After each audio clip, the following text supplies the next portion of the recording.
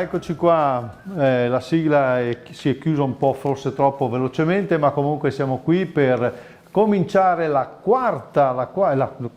sesta, grazie Giorgio, la sesta parte di Biodiversiton, ovvero la grande maratona che Regione e Veneto di Cultura hanno voluto dedicare alla giornata nazionale della biodiversità, cioè quest'oggi, il 20 maggio, dopo ricorderemo che anche oggi è la giornata internazionale delle api, però do subito la parola a Giorgio Trentin perché adesso vi parliamo finalmente, visto che è l'ora, di cibo, nel caso specifico di comunità del cibo. Comunità del cibo, sì, questa è una novità introdotta appunto dalla legge nel 2015, è una novità tra virgolette dal punto di vista istituzionale, non è una novità da quello che effettivamente era già successo sul territorio. Sul territorio sono nate già spontaneamente alcune di queste comunità, indipendentemente dalla definizione che poi nel 2015 ne ha dato la legge. Quindi probabilmente esistono delle situazioni analoghe alle comunità del cibo previste dalla legge istitutiva del 2015.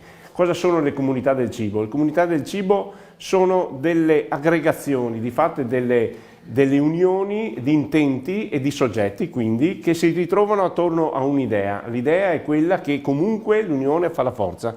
L'unione fa la forza per raggiungere quale obiettivo? Raggiungere l'obiettivo dello sviluppo territoriale, quindi anche sviluppo economico delle realtà che decidono, dei soggetti che decidono di aggregarsi.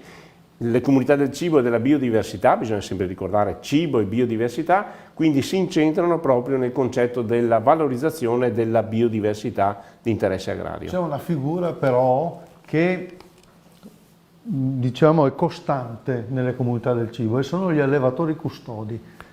Chi sono questi? Allevatori, sembrano angeli custodi. Allevatori e coltivatori custodi. Allora sembra appunto che custodiscano, e in effetti custodiscono, un patrimonio, una vera ricchezza che è la ricchezza del territorio e che questa ricchezza è rappresentata di fatto dalle varietà vegetali e dalle razze animali che si sono sviluppate e si sono affrancate in questi territori, quindi portano all'interno del loro corredo genetico, portano l'espressione praticamente di quello che è stata la capacità di adattarsi alle situazioni ambientali, ma portano anche il sapere e le conoscenze degli uomini che li hanno allevati e conservati fino ad ora.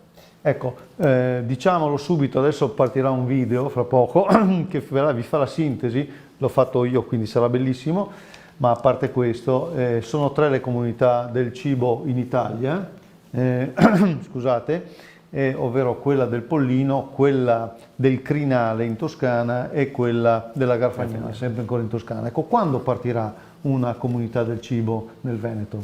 Allora, noi proprio con il Biodive 3, il progetto Biodive 3, e anche oggi è una delle attività all'interno di questo progetto che stiamo realizzando nel 2021, tra non molto, penso tra una decina di giorni, forse anche meno, nella prossima seduta della Giunta regionale, verrà portato un provvedimento che dà avvio ad praticamente che ha l'obiettivo di raccogliere delle manifestazioni di interesse da parte di realtà territoriali mature, cioè che hanno già sviluppato, hanno già lavorato in questo ambito della biodiversità e che quindi hanno già realizzato da un certo punto di vista il primo step, il primo passo verso la costituzione delle cosiddette comunità del cibo. Quindi noi cercheremo con questa attività di accompagnarle all'istituzione, proprio alla costituzione delle comunità del cibo, quindi un bando aperto per raccogliere manifestazioni di interesse. Quindi allora orecchie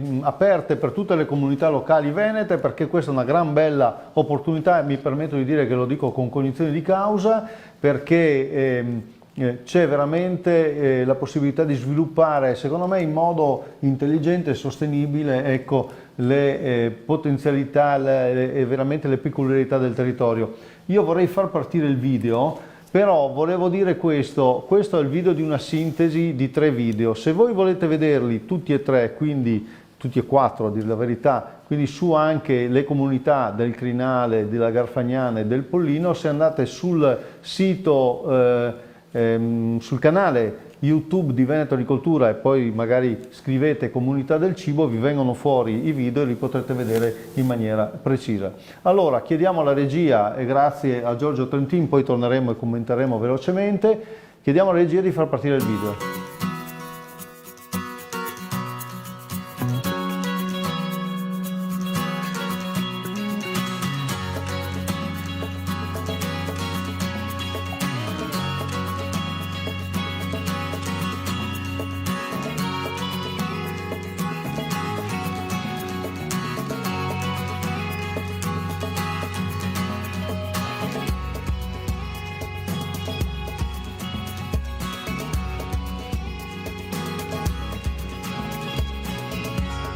Ecco, la Comunità del Cibo, come ti può aiutare? Noi siamo 13 aziende e sostanzialmente come associazione ce la teniamo tutti.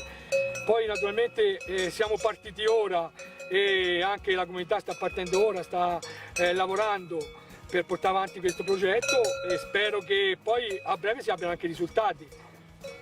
Uno, promuovendo naturalmente il prodotto, riuscendo a far conoscere il prodotto e naturalmente creando una rete di distribuzione come può essere le vendite online o come può essere la ristorazione, in cui la gente, uno, viene nel nostro territorio e sa che magari viene a mangiare la carne di razza calfagnina o comunque anche esportandola fuori dal territorio. Con la legge numero 194 del 1° dicembre 2015, che istituisce il Sistema Nazionale di Tutela e Valorizzazione dell'Agrobiodiversità, il Ministero delle Politiche Agricole ha promosso, tra l'altro, l'istituzione delle Comunità del Cibo e della Biodiversità di interesse agricolo ed alimentare, al fine di sensibilizzare l'opinione pubblica sul tema della agrobiodiversità a rischio di erosione genetica e di estinzione, e di sostenere le produzioni agricole ed alimentari da essa originatesi.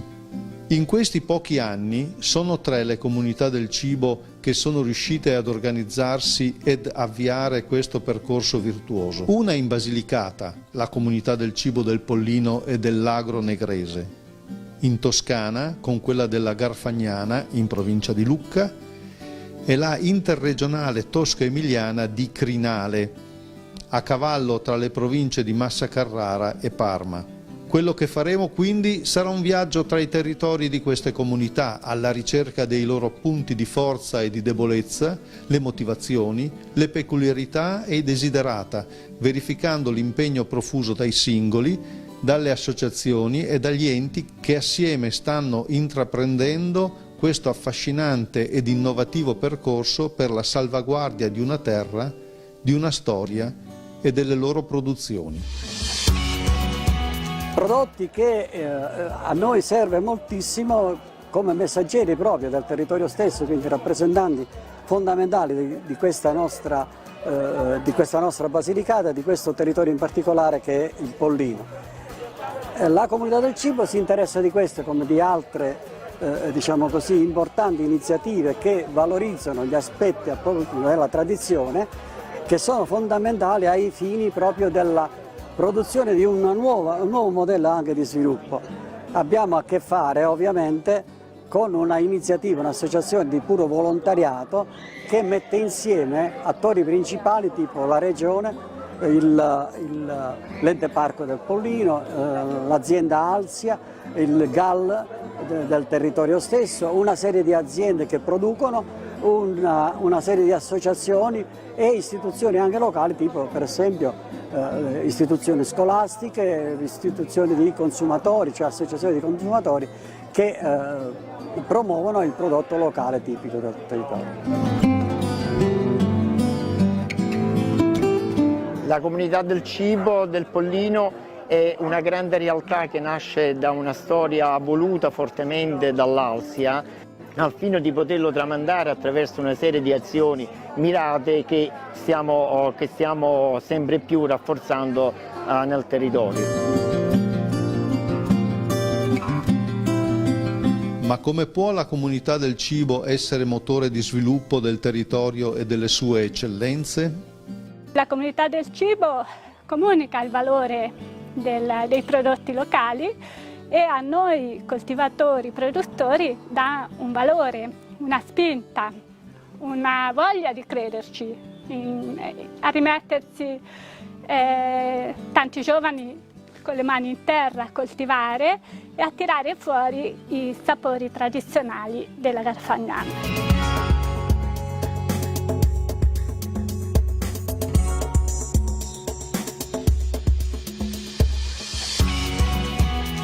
Valentino Arleo, cosa stai facendo? Stiamo portando il grano carosella all'interno del nostro mulino. Qui siamo a Castronuovo di Sant'Andrea e nel nostro mulino maciniamo tra gli altri diverse varietà di grano antico, tra cui la carosella. Tra un po' iniziamo il ciclo di produzione di questa farina. Quando il grano è pronto viene macinato, quindi questo grano si macinerà domani. Dopo un processo di 6 passaggi otteniamo la crusca e la farina a carosella, che è un prodotto PAT, prodotto agricolo tradizionale del Pollino, che fa parte tra l'altro del grande paniere della comunità del cibo.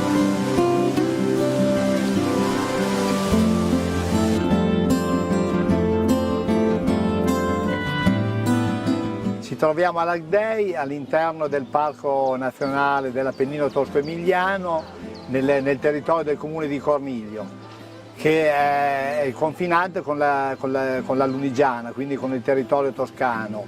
Da sempre i nostri territori contigui hanno sviluppato rapporti sia dal punto di vista sociale, culturale che economico e storico. Lo scopo della comunità del cibo è appunto quello di riscoprire antichi mestieri e antiche produzioni.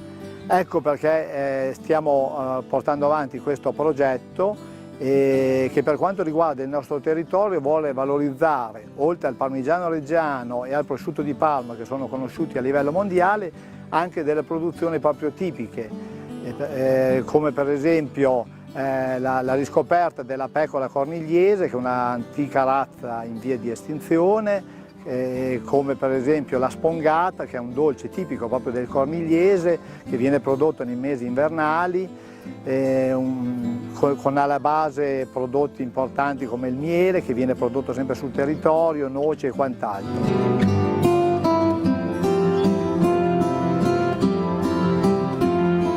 Crediamo che sia arrivato il momento di tornare a vivere il Crinale come luogo nel quale coloro che abitano queste terre, coloro che amano il patrimonio immateriale di questa terra, coloro che amano il patrimonio materiale di questa terra, possano unirsi in una sorta di rete ideale, che poi deve diventare anche una rete reale, per creare una sostenibilità a tutta l'area, a tutto il territorio.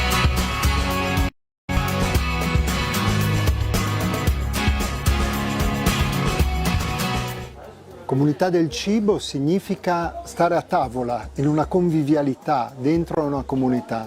In un qualche modo tutte le aziende che si volessero riferire alla comunità del cibo dovrebbero pensare al proprio prodotto come protagonista di una tavola, di un pranzo, di una cena, in una famiglia, in una comunità, e quindi capace di produrre o partecipare a produrre una relazione di scambio, anche una relazione mutualistica. E quindi producendo gioia, producendo aiuto reciproco, producendo una storia di un racconto. Si è cibo se si è racconto.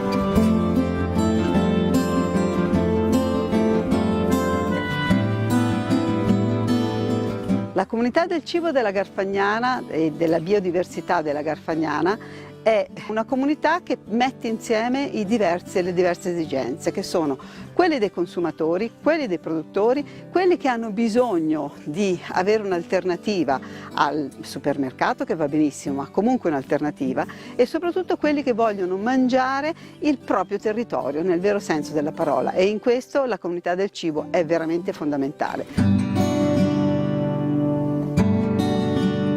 L'aspetto principale della legge numero 194 del 1 dicembre 2015 è sicuramente la tutela della biodiversità agraria a partire dai produttori agricoli locali, gli allevatori e gli agricoltori custodi.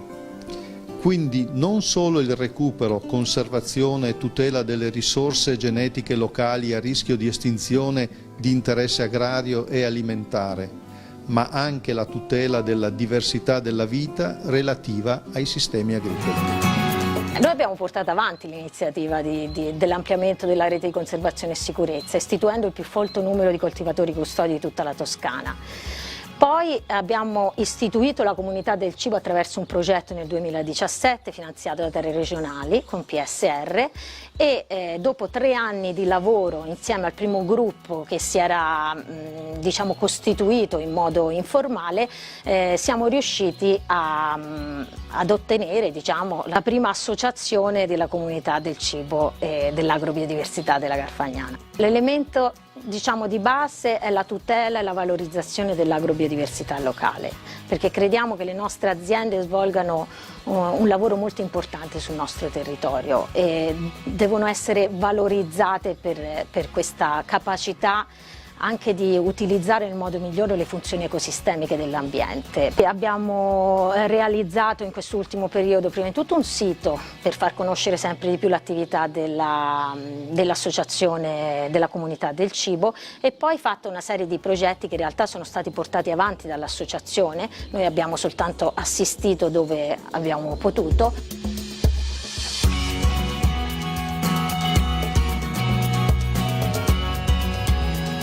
Il nostro compito in questi anni è stato quello di censire tutte queste risorse genetiche presenti sul nostro territorio e l'abbiamo fatto non solo attraverso la rete degli agricoltori custodi ma anche conservando questo materiale presso il nostro centro. Il materiale a nostra disposizione è tantissimo perché parliamo di più di 1000 varietà differenti, più di 100-120 specie differenti.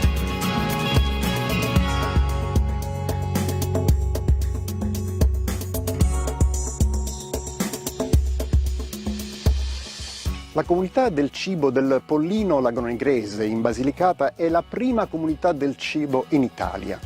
Quando proponemmo al Ministero di attivare questo istituto, questa sorta di metaluogo, furono sorpresi perché era la prima volta, era troppo presto. La comunità del cibo quindi da 3 anni a questa parte, quasi 4 oramai, riesce a promuovere l'agrobiodiversità di questo immenso e straordinario comprensorio proponendosi sempre con nuovi progetti, con nuove idee che intercettano finanziamenti pubblici, finanziamenti privati, ma che raggiungono soprattutto un unico grande obiettivo, quello di valorizzare l'agrobiodiversità di questo straordinario comprensorio lucano.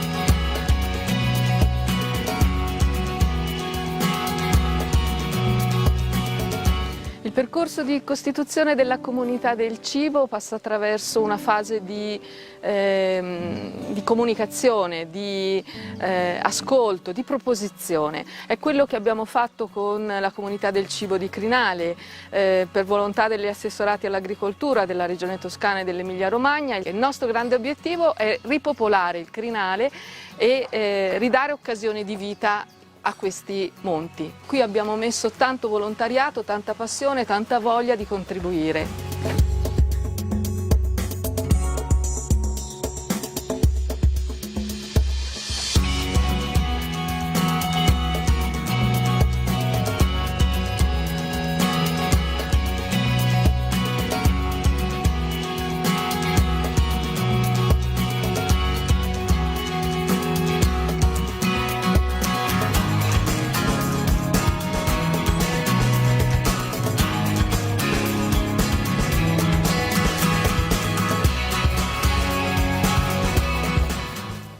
E queste sono le comunità del cibo italiane e speriamo che nel Veneto presto ne salgano delle altre. Sicuramente con questo nuovo avviso che pubblicheremo tra poco.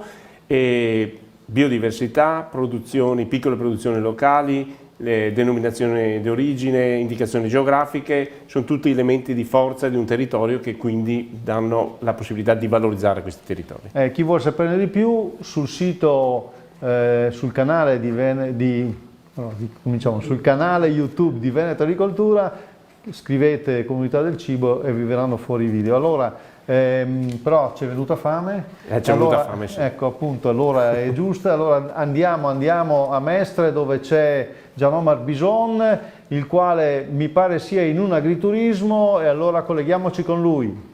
Grazie Mimmo della linea, ci troviamo all'agriturismo La Cascina di Mestre, ospiti dell'agrichef Diego Scaramuzza, che è anche presidente nazionale di Terra Nostra di Coldiretti. Con noi anche Marco Gueric di Faverghera del Nevegalla, anche lui agrichef. Davanti a noi un tavolo coloratissimo di materie prime animali e vegetali trasformate abilmente e che invogliano solo a vederle. Io chiederei subito a Diego quando nasce e come il suo impegno in Terra Nostra e poi di raccontarci i piatti come sono stati preparati. L'esperienza in Terra Nostra è iniziata 28 anni fa, quando abbiamo aperto questo agriturismo rilevando l'azienda agricola della nonna. Io vengo comunque dalla cucina tradizionale dei ristoranti poi di Venezia, ho fatto la scuola alberghiera, poi ho scelto l'avventura nel mondo agricolo, nell'azienda agricola e poi aprire un agriturismo e poi l'incarico di Terra Nostra regionale e poi arrivato anche a Terra Nostra nazionale dove rappresentiamo il vero agriturismo italiano di Coldiretti. Parliamo un po' dei piatti, di questa biodiversità del territorio veneto fatta con prodotti che arrivano da questo territorio, che arrivano anche da aziende agricole, per cui questo valore aggiunto dell'agricoltura, della qualità del prodotto che è il principe su questo tavolo. I piatti sono semplici, proprio per valorizzare i prodotti del territorio, non abbiamo cercato di trasformarli tanto perché secondo me la semplicità del prodotto, la semplicità della ricetta dà valore al prodotto di partenza. Partiamo da queste meravigliose cozze di scardovari che abbiamo semplicemente saltato, come fa tradizione della cucina veneziana veneta, sono saltate in padella solo con un po' di aglio e un goccio di vino bianco e le serviamo con un crostone di pane, per poi passare all'asparago verde montine, un asparago verde del Veneto servito tradizionalmente con le uova di gallina sode, i uovi e asparagi si diceva dalle nostre parti. La gallina di Polverara bollita, classico bollito tradizionale in Veneto, non può mancare nella cucina, lo troviamo in varie province della regione Veneto. In questo caso la gallina di Polverara è stata bollita in maniera classica, la serviamo con 2 grani di sale grosso e l'abbiamo abbinata al carciofo violetto di Sant'Erasmo del consorzio del carciofo violetto. Questo carciofo meraviglioso che prima sono castraure, poi li chiamiamo bottoli in base al periodo di maturazione e si coltivano solo nell'isola di Sant'Erasmo. L'anatra germanata del Veneto con le ciliegie di Verona, un abbinamento particolare. Il gusto forte dell'anatra viene alleggerito dalla acidità dalle ciliegie di Verona. Gnocchi con la patata di Gua, una patata dalla buccia rossa ma dal cuore bianco, ci permette di fare questi meravigliosi gnocchi che abbiamo servito con un morlacco del Grappa. Anche qui un sapore di un profumo di un formaggio intenso che sa di malga, che sa di montagna. E poi io vado in un piatto della nostra tradizione veneziana, i risi e bisi, quel riso nano vialone IGP del territorio che si affoga in una montagna di piselli di baone. Questi piselli dal baccello piccolo con tanti piselli all'interno, dolcissimi, morbidi. Noi usiamo anche il baccello per fare il brodo di cottura della risi e bisi. Ricordiamoci però che il risi e bisi è una minestra, non è un risotto, si fa nella cucina veneziana tradizionale da tantissimi secoli perché fa parte di questa cultura. E poi lascio la parola a Marco perché secondo me arrivando da quel territorio lo sa raccontare sicuramente molto meglio di me di questo meraviglioso agnello. Grazie mille Diego per questo incarico così di presentazione dell'agnello, agnello che si può dire di casa nel mio agriturismo in Nevegal perché io arrivo proprio dall'Alpago, terra nativa di questo agnello e della pecora alpagota che grazie a Veneto Agricoltura si sta anche cercando di recuperare e rivalorizzare. Un agnello semplicissimo fatto al forno con un po' di cipolla e accompagnato dall'immancabile polenta, in questo caso una polenta di bianco perla e niente, un piatto semplice che però profuma di territorio, delle erbe dei pascoli dell'Alpago e che ti riempie il palato di profumi che sanno di casa, ecco, per questo è un piatto che in agriturismo da me non può mancare mai. Grazie Marco, hai raccontato in maniera meravigliosa questo agnello che profuma già solo dal racconto di questo territorio meraviglioso che è anche l'Alpago. Però una riflessione, un passaggio lo facciamo su questi meravigliosi prodotti della biodiversità del Veneto. Sono prodotti che sono stati riscoperti, qualcuno ha anche rimesso in produzione, sono nicchie di prodotti di mercato che i nostri agricoltori con tanta difficoltà producono durante tutto l'anno e permettono che poi possano essere cucinati dagli agrichef, dai cuochi, negli agriturismi o nei ristoranti del Veneto, perché questo è il valore della cucina veneta e viene dato proprio dalla particolarità, dalla semplicità di questi prodotti, e poi la dobbiamo esaltare con la cucina tradizionale veneta. Chi viene in Veneto vuole mangiare assolutamente veneto. E adesso lascio la parola a Omar Mison perché credo sia arrivato il momento del vino. Continuiamo il nostro viaggio nella biodiversità del Veneto e non potevamo non parlare dei vitigni autoctoni che tanto stanno dando ai nostri calici nel mondo. Abbiamo selezionato alcuni campioni e abbiamo con noi la Pinella, la Boschera, abbiamo la Dorona, abbiamo la Turchetta, abbiamo la Pavana, abbiamo il Gruaio e abbiamo la Dindarella. E con noi Giampaolo Breda, che è formatore, docente, sommelier dell'Ice Veneto, che ha voluto celebrare questa giornata dedicata alla biodiversità con una presentazione dei vitigni, delle aziende e una degustazione. Sì. Allora, partiamo con la prima provincia, siamo a Padova e rappresentiamo questo vitigno autoctono raro che è la Pinella. Il vino si chiama Pinello, ma in realtà vediamo un attimo la storia di quest'uva. L'origine è croata, quindi la troviamo nell'isola di Rab in Croazia, è presente dall'alto medioevo in questa zona comunque del Padovano, dove nella fattispecie oggi con questa tipologia prodotta dalla cantina dei Colli Eugani a Vo andiamo a produrre le uve proprio nel parco naturale dei Colli Eugani. Quindi un prodotto particolare che in questa versione lo vediamo con la presenza di bollicine carbonica, quindi è una tipologia frizzante, si presenta con una grande lucentezza dal punto di vista visivo e dal punto di vista olfattivo ha un profilo leggermente aromatico con dei ricordi di pesca bianca, dei ricordi anche di erbe aromatiche. Molto piacevole, molta gioventù traspare in questo profilo olfattivo.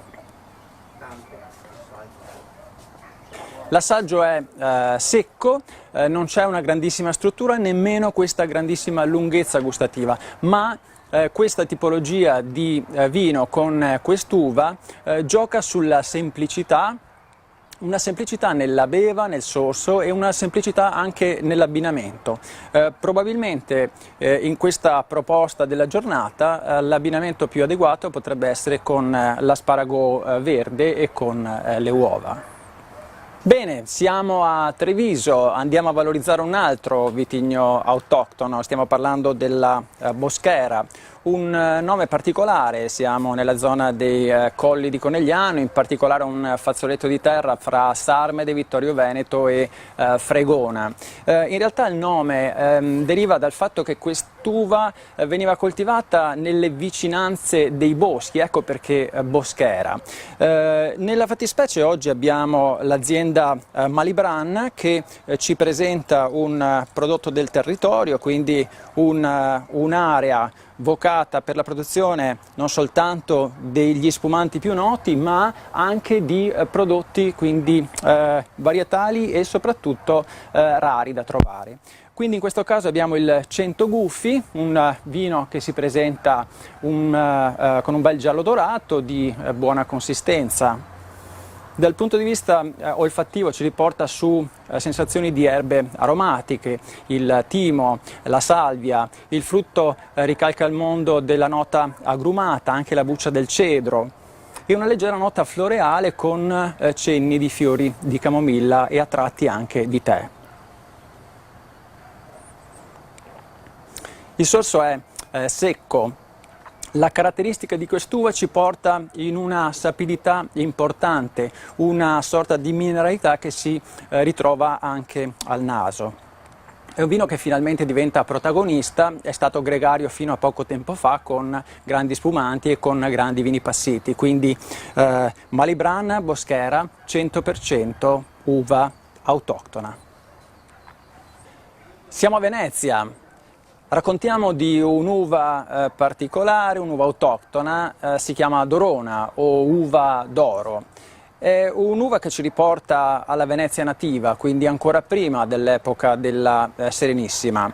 Siamo di fronte quindi a un prodotto che esisteva nelle isole di Venezia e che era fonte di sostegno, quindi a fianco all'agricoltura c'era la viticoltura. Oggi è diventato un punto di riferimento con l'azienda Venissa, ci troviamo a Mazzorbo, quindi con un prodotto particolare che vede nell'isola di Mazzorbo un ettaro di questo vitigno e con una però tecnica per la produzione singolare, perché Venezia giustamente non ci sono cantine sotterranee, quindi ecco che per il mantenimento della sanità, salubrità del vino stesso si va a ricercare nelle bucce quel sistema così di difesa, quegli antiossidanti, ed ecco che la caratteristica del Venusa, come anche del Venissa, entrambi vini dell'azienda a base di Dorona, avviene con una macerazione sulle bucce, quindi un'estrazione che vediamo anche dal colore. Un giallo oro antico di grande consistenza, anche vediamo nel movimento sul calice, decisamente singolare e oserei dire lagunare il profilo olfattivo, con note iodate di risacca, di alga, oltre al richiamo fruttato dell'albicocca e a tratti anche delle note mentolate.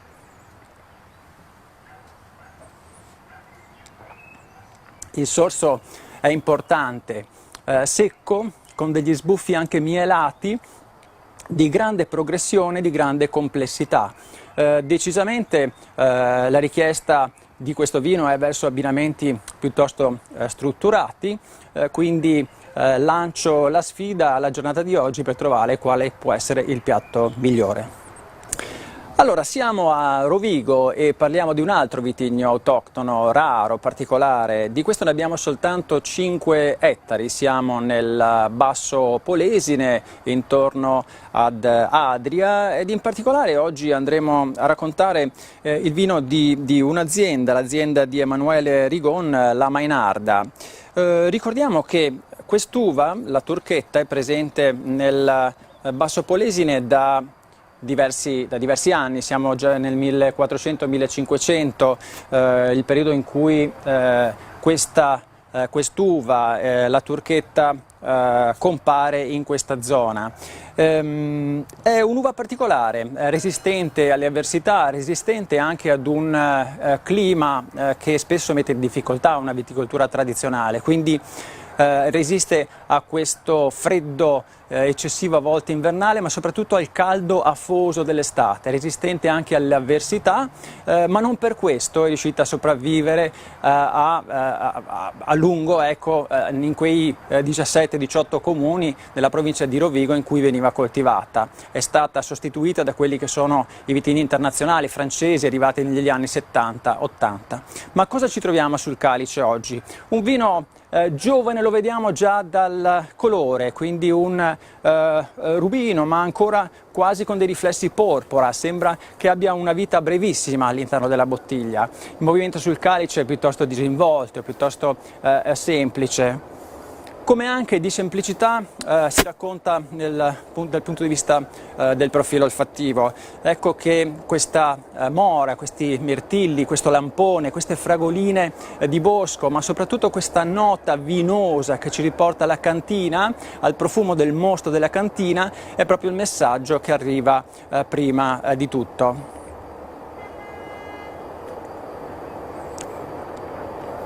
La semplicità la ritroviamo anche al palato, una freschezza dominante, un sorso che non ha una lunghezza infinita, ma del resto non è questo l'obiettivo della turchetta. Richiede probabilmente abbinamenti semplici, come rustico e semplice anche il messaggio della sua presenza in queste terre. La immagino bene alla festa del paese con la fetta di salame, la soppressa o la castagna. Siamo a Belluno. A Belluno abbiamo scovato un vitigno autoctono particolare, stiamo parlando della Pavana, quindi ci troviamo in una coltivazione sui 300-350 metri sul livello del mare, con tutti i vantaggi di cui possiamo godere nella situazione della collina, quindi maggior ricchezza di note aromatiche, di profumi e quant'altro. Nella fattispecie oggi parliamo di Vanduia, quindi è la Pavana dell'azienda De Bacco, quindi due fratelli, Valentina e Marco De Bacco, impegnati per la valorizzazione del territorio in un vitigno presente dalla fine del Novecento nel territorio appunto del Feltrino. L'era del Bellunese qualche decina d'anni fa aveva grandissima produttività, si parla di più di 90.000 ettari, negli ultimi anni abbiamo qualche centinaia soltanto di ettari e molti di questi destinati alla valorizzazione del vitigno autoctono. Quindi Pavana, Vanduia con un colore rubino di buona trasparenza, il movimento sul calice denota una discreta struttura. I profumi dal punto di vista olfattivo sono delicati, su note fruttate, di marasca, di ciliegia, ma anche una nota floreale di rosa rossa. Arrivano poi delle sensazioni legate alla macchia mediterranea, le erbe officinali, anche un ricordo di menta, quindi la foglia della menta. Quindi grande eleganza ritrovo in questo profilo olfattivo.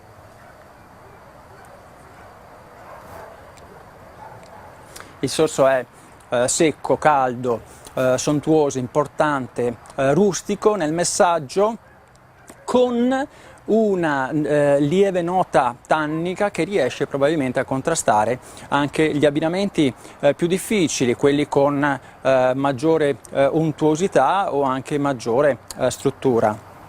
In questo caso credo siamo andati a valorizzare una delle aree più difficili per quanto riguarda la viticoltura e soprattutto per la ricostruzione di questa varietà autoctona, la Pavana.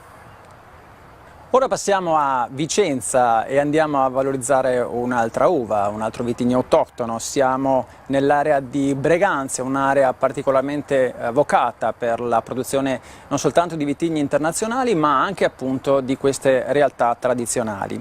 Si parla di Gruaia come uva, Gruaio come vino, quindi una varietà presente a Breganze già nel 1400-1500. La leggenda narra di un grappolo veramente brutto e pare che la scomparsa di quest'uva sia dovuta proprio a questa sua fattezza. Foglia enorme, quasi il doppio di quella di un Cabernet per dire, e grappolo che non arriva alla piena maturazione, quindi rimangono sempre crudi, no? Cruaio, no? Sembra che il nome richiami proprio questo nome. Alcuni acidi non arrivano a maturazione e rimangono sempre verdi, quindi questa è la grande difficoltà.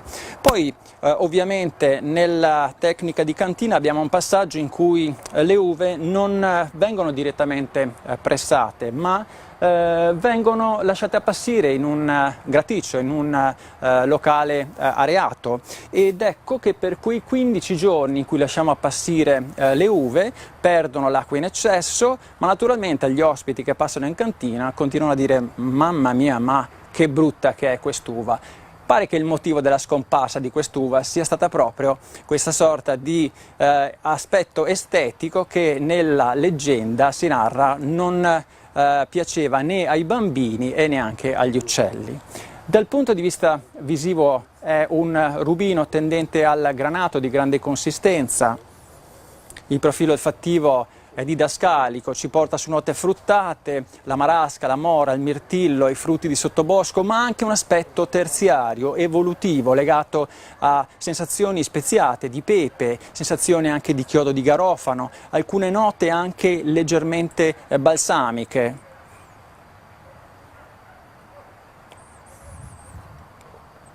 Il sorso diventa veramente importante, è secco, caldo, di buona morbidezza, ma resta pur sempre quella nota rustica, quella nota tradizionale che lega probabilmente ad abbinamenti anche del territorio questo vino. Ci troviamo quindi con l'azienda Firmino Miotti, una delle aziende più importanti dell'area di Breganze, e con il cruaio, quindi quest'uva e questo vino unico e particolare da valorizzare, soltanto 2 ettari in coltivazione.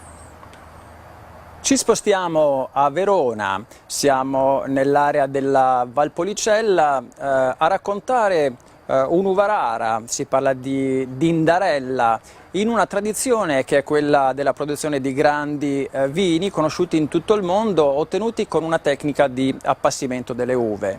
Bene, anche quest'uva, così difficile, così da trovare, nella sua tecnica di produzione sostiene un appassimento nei graticci, un appassimento che porterà probabilmente delle note di rotondità al vino stesso. Stiamo parlando dell'azienda Aldegheri, siamo a Sant'Ambrogio della Valpolicella, quindi nella parte più occidentale, ma sempre nella zona classica, area che risente dell'influenza benefica anche del lago di Garda, quindi zona particolarmente evocata per la produzione di vini di alta qualità. Quindi un'uva rara che ci porta all'ottenimento di un vino attraverso in cantina addirittura una macerazione di 40 giorni sulle bucce. La concentrazione dal punto di vista cromatico la si vede anche sul calice, quindi un rosso rubino già tendente al granato, del resto questa è un'annata comunque già 2016, ha già qualche anno alle spalle. Il movimento è decisamente importante sul calice stesso e dal punto di vista del profilo olfattivo andiamo a ripercorrere il tema dell'aspetto floreale, della violetta, una violetta appassita, il frutto che diventa una marasca quasi sotto spirito, in confettura, ma sono soprattutto delle note evolutive che vanno a caratterizzare questo profilo olfattivo, quindi delle sensazioni quasi animali di cuoio, un ricordo di terra, di humus, un ricordo di macchia mediterranea, quindi delle sensazioni piuttosto complesse che creano grande fascino in questo profilo olfattivo.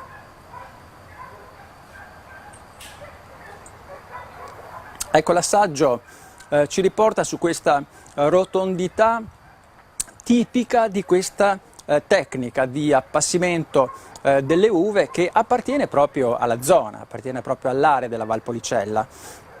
Quindi quest'uva, la Dindarella, che va a valorizzare un territorio e che la ritroviamo sul calice con un eco di quelle che sono le tecniche di appassimento delle uve, ma con una personalità decisamente propria.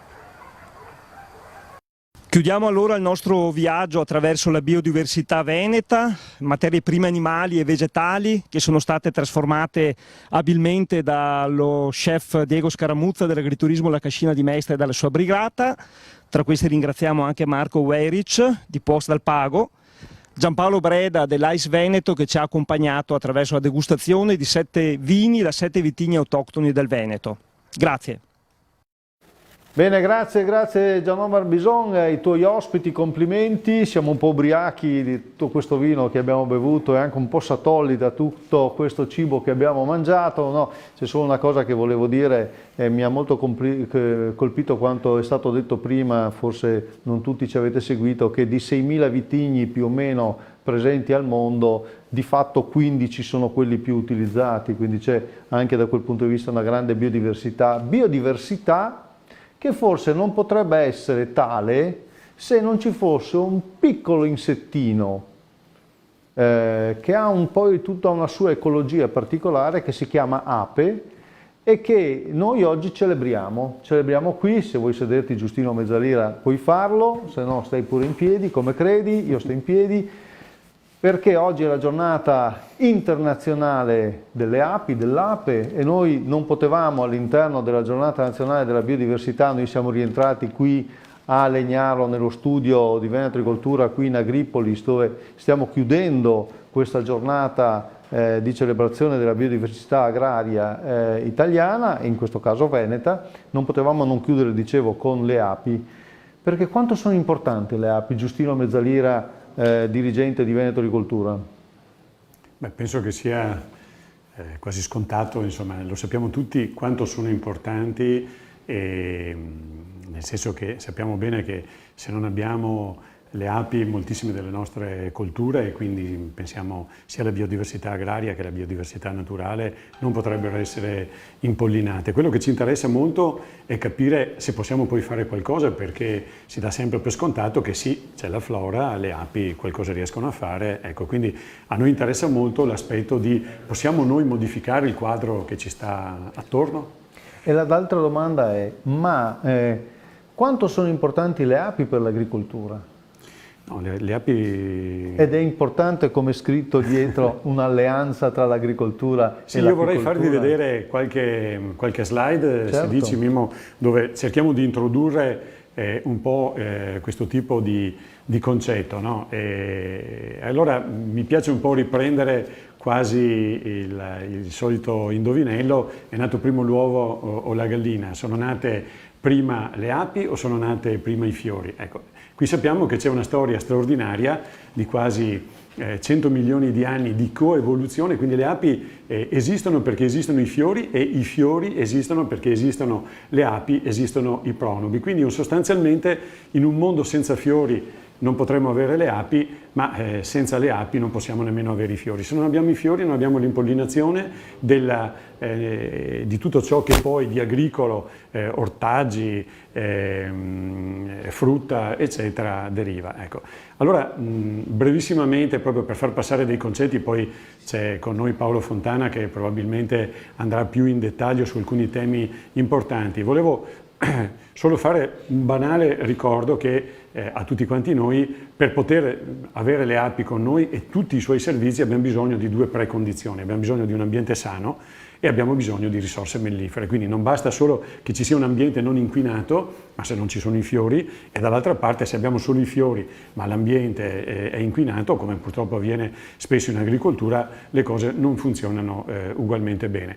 Allora, nella nostra bellissima regione, se ci troviamo nelle aree montane, di solito abbiamo le due condizioni: abbiamo un ambiente sano e abbiamo contemporaneamente una ricchezza di flora che dal fondovalle sale con la stagione verso gli alti pascoli e così via. Ma le cose cambiano radicalmente quando ci troviamo in pianura, quando ci troviamo in paesaggi agrari come quello che stiamo vedendo qui, una bellissima, efficientissima coltivazione delle piante principali, però ci troviamo culture industriali per fare le quali spesso utilizziamo in modo anche importante dei pesticidi, e dall'altra parte ci troviamo un ambiente estremamente semplificato. Quindi il problema è che non abbiamo entrambe le condizioni, le precondizioni per poter avere le api con noi, e se non abbiamo le api con noi non avremo tutti quanti i servizi che le api ci possono dare. Allora, qual è la strategia che dobbiamo adottare? È quella di diversificare quanto ci sta intorno. Prima di tutto dobbiamo creare degli habitat, diversificando gli habitat, e poi dobbiamo diversificare la flora. Fino all'altro ieri queste cose le faceva spontaneamente l'agricoltura, perché l'agricoltura tradizionale era un'agricoltura che queste cose le produceva come una specie di sottoprodotto, non ti ponevi la domanda: sto facendo qualcosa di utile per le api? Invece noi adesso abbiamo imparato che dobbiamo coltivarla questa biodiversità, ed è questo uno dei temi sui quali come Veneto Agricoltura siamo molto impegnati, e brevemente adesso vi volevo dare proprio due flash di come la biodiversità la possiamo coltivare nei principali contesti che ci stanno attorno. Ecco. Noi abbiamo per esempio tutta una serie di specie agrarie che hanno un elevato valore apistico, le vedremo poi brevemente. Possiamo introdurre delle altre specie agrarie di elevato interesse, oppure possiamo differenziare l'habitat, come stiamo facendo da tanti anni, pensiamo col PSR, piantando siepi, boschetti, margini dei campi, gestendo in modo diverso le rive dei nostri fiumi, introducendo sistemi agroforestali, che è un grandissimo tema. Proprio ieri si è chiusa la 5ª conferenza europea sull'agroforestazione e abbiamo visto tantissimo su questo tema, anche della relazione che c'è tra sistemi agroforestali e l'apicoltura. Ecco, allora, in una rapida carrellata, tutti noi conosciamo l'erba medica, tutti noi conosciamo il girasole. Ecco, qui c'è da notare che però purtroppo alcune delle selezioni recenti, pensiamo al girasole, mentre una volta gli apicoltori spostavano gli apiari per andare a fare il miele di girasole, adesso tu sposti, vedi un bellissimo campo tutto giallo e alla fine porti le api, non succede niente, perché molte nuove selezioni purtroppo non hanno tenuto conto del valore mellifero, apistico più in generale, che possono avere le colture agrarie. Ecco che quindi è molto interessante per fare un esempio concreto, che l'agricoltore scelga tra le cultivar che andrà a piantare delle cultivar, delle specie che hanno un interesse anche per le api. L'altra cosa interessante è quella di introdurre delle piante, come è stato, gli apicoltori conoscono tutti la facelia, se ne è molto parlato, è una specie che può essere usata soprattutto come specie da sovescio. È interessante che stanno comparendo delle nuove specie, proprio quest'anno avremo il primo campo prova del Silphium perfoliatum nell'azienda di Veneto Agricoltura Valle Vecchia, e è una specie che sta creando tanta attenzione, c'è molto interesse da parte del mondo apistico, dobbiamo anche questa vedere come riusciamo a farla. Ecco. Cose analoghe le stiamo facendo sugli altri habitat principali, ma se vuoi poi lo approfondiamo. Parliamo dopo. Vedete, è affascinante Giustino Mezzalira perché è un grande divulgatore, ma soprattutto è un grande appassionato di api. Come un grande appassionato di api è Paolo Fontana, col quale adesso ci colleghiamo, la regia è cortesissima e quindi ci mette subito, lo vedete sullo schermo dietro. Ciao Paolo. Ciao Paolo. Giustino e Paolo Fontana sono tutti e due vicentini e molto amici. Paolo Fontana sono tra i più grandi esperti di api che abbiamo in Italia, fidatevi. Tra le altre cose Paolo Fontana opera alla Fondazione MAC della provincia di Trento e poi c'è anche questa organizzazione che si chiama VBA, ma dopo ce lo spiegherà lui bene che cosa fate. Ma a Paolo Fontana io devo chiedere: chi è l'ape? L'ape è un insetto, ma dire solo ape significa dire tanti insetti. Le api, cioè gli apoidei, sono 20.000 specie nel mondo conosciute, probabilmente sono 25-30.000. In Europa ce ne sono 2.000 specie, di cui 1.000 vivono in Italia. Quindi l'Italia ha la più alta biodiversità anche per quanto riguarda gli apoidei. Se parliamo invece di cosa significa ape quando le persone parlano comunemente, parliamo dell'ape da miele, l'Apis mellifera, quella la specie sociale che vive nelle cavità, che da diversi millenni è allevata dall'uomo. Questa specie, che originariamente viveva in quasi tutta Europa, tutta l'Africa e il Medio Oriente, per adattarsi meglio a tutti gli habitat e ai climi in cui si è diffusa, si è suddivisa in diverse sottospecie che la rendono più adatta agli vari habitat. E poiché queste sottospecie sono tra loro interfertili, rendono questa struttura idonea a superare mutamenti climatici nel medio e nel lungo periodo. Ecco, anche in questo caso l'Italia ha la massima biodiversità in Europa, perché noi in Italia abbiamo quasi tutta la penisola e la Sardegna, la nostra ape italiana, l'ape ligustica. In Sicilia abbiamo l'ape siciliana, ma al confine con l'Austria, la Svizzera e la Francia abbiamo l'ape mellifera, l'ape nera. È proprio di questi giorni è stata l'ape nera del Ponente Ligure, è stata dichiarata un presidio slow food.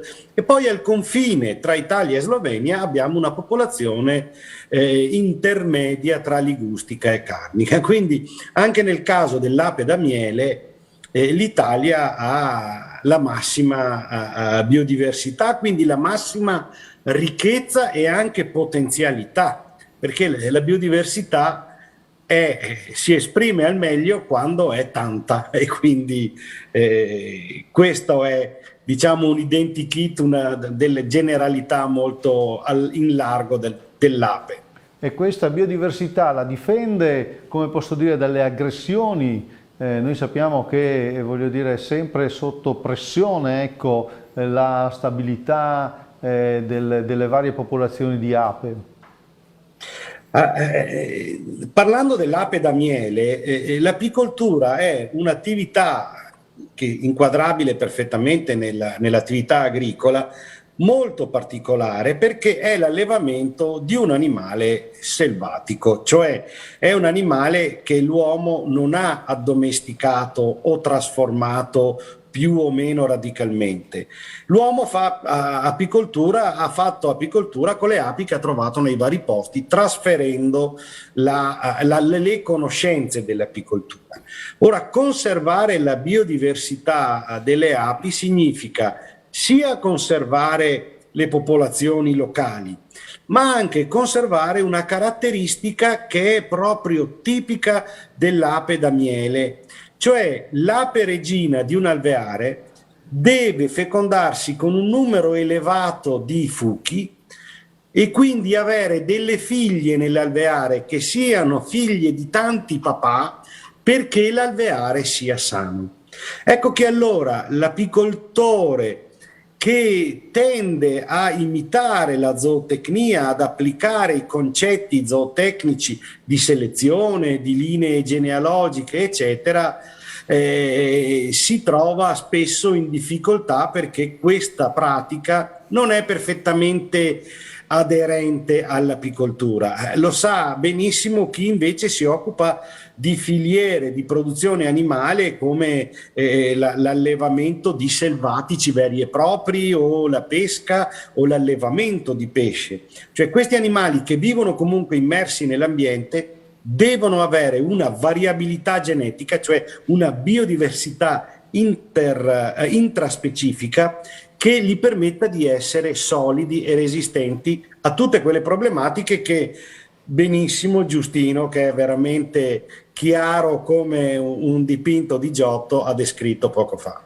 Grazie Paolo Fontana, noi non ti tratteniamo, anche se però devo dire ci sarebbe molto da chiedere, io potrei trattenerlo con domande per 6 ore che stiamo finendo. Comunque, solo una cosa, ricordami il tuo ultimo libro, molto bello.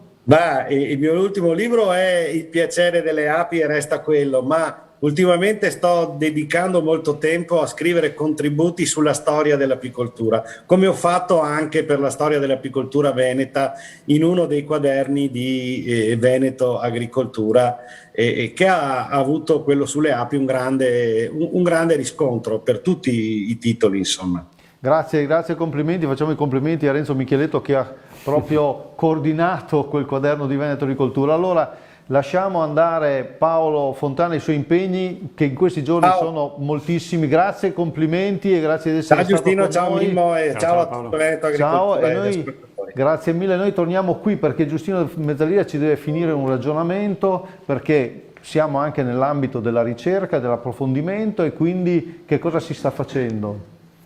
Sì, io vi voglio brevissimamente dire alcune cose che adesso stiamo portando a termine. Vi ho già parlato dell'iniziativa di testare questa nuova specie che, ripeto, ha Silphium perfoliatum, ha un grande valore per l'apicoltura, soprattutto perché arriva in periodo estivo, è una fioritura che arriva quando ormai in giro per la campagna c'è poco o niente. Però per fortuna è una nuova pianta richiesta dal mondo del biogas, del biometano, perché poi è una pianta che produce grossi quantitativi di biomassa che possono essere utilizzati nei digestori. Però vi volevo brevemente, adesso ho qui le mie slide che sono bloccate, fatemele scorrere solo un attimo, perché purtroppo oggi non c'è tanto tempo di parlare di siepi campestri, di fiumi, eccetera. Volevo porre l'attenzione su questo tema che ho citato prima, anche perché proprio ieri abbiamo chiuso la 5ª conferenza europea di agroforestazione, dove Veneto Agricoltura era fra l'altro partner e dove ha presentato anche vari contributi.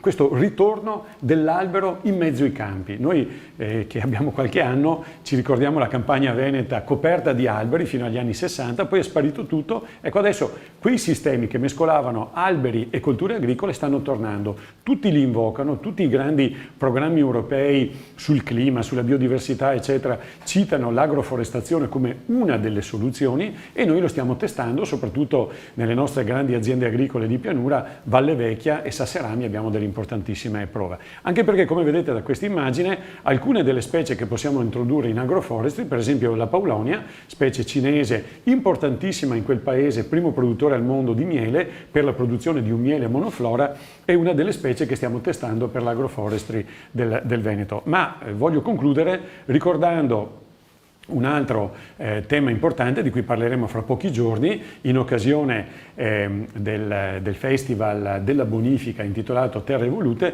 in cui presenteremo la seconda edizione del nostro manuale per la gestione ambientale dei corsi d'acqua. Però mi devi dire due cose velocemente, sì. Sono le 14.03, quindi stiamo chiudendo queste 6 ore, ma state con noi altri 2 minuti perché tu mi devi dire cos'è Bidiversity e soprattutto questa cosa che non so se cos'è un'ernia elettronica.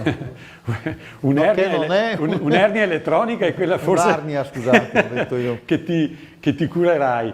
Ecco, invece Bidiversity è un progetto che adesso vi faccio vedere proprio qui due slide, perché Bidiversity è uno dei progetti europei, la nostra agenzia è molto attiva con i progetti europei, sto pensando a LIFE, sto pensando agli Interreg, eccetera, eccetera. Ecco, Bidiversity è un'Italia-Slovenia, è un progetto che coinvolge il nostro Centro per la Biodiversità di Montecchio Precalcino, parolina magica che torna fuori, Veneto Agricoltura ha un centro totalmente dedicato alla conservazione della biodiversità della nostra regione e grazie alla sua capacità di riprodurre le piante anche di interesse apistico abbiamo vinto insieme a un ricco partenariato un progetto sull'Italia-Slovenia. Qui vediamo quelli che sono i partner, oltre a noi ci sono altri partner italiani e partner austriaci e questo prevede tante cose. Qui vi faccio vedere due numeri, prevede di intervenire, pensate, su 8.000 ettari, quindi non un fazzoletto di terra, per cercare di migliorare l'offerta di flora di interesse apistico attraverso anche nuove forme di gestione agronomica di queste superfici. Ed ecco la parolina magica, le arnie elettroniche, le vediamo brevissimamente. Le arnie elettroniche sono uno degli strumenti che metteremo in atto, eccole qui, sono sostanzialmente delle normalissime arnie, dentro la vita della famiglia delle api esattamente la stessa, però hanno alcuni aggeggi appunto che le fanno chiamare elettroniche, hanno sostanzialmente una bilancia su cui posano e hanno quell'aggeggio che vedete davanti al portichetto di entrata che è un tornello come quello di un tempo degli operai della Mirafiori, cioè ogni volta che uno passa è come se marcasse il badge. Quello è un contaapi. E la cosa straordinaria è che pesando l'alveare e contando le api che entrano noi abbiamo due numeri fondamentali: come sta andando la produzione, perché se aumenta il peso le cose stanno andando bene, e dall'altra parte come sta andando il numero delle api, perché spessissimo l'apicoltore non se ne rende conto, ma un po' alla volta, a causa o del maltempo o dei trattamenti malfatti, le api invece che crescere in primavera diminuiscono. Ecco, questo ci permette di avere una rete regionale di arnie coordinata da Veneto Agricoltura, fondamentale la collaborazione con le associazioni apistiche che gestiscono con i loro apicoltori le varie postazioni e poter poi dare a tutti gli apicoltori attraverso il bollettino apistico delle informazioni su come stanno andando le cose. Ecco, quindi state in contatto con noi, contattate attraverso anche il sito di Veneto Agricoltura la nostra agenzia e fatevi inviare, se siete interessati, il bollettino apistico che è partito con questo progetto. Quante cose interessanti, veramente da approfondire.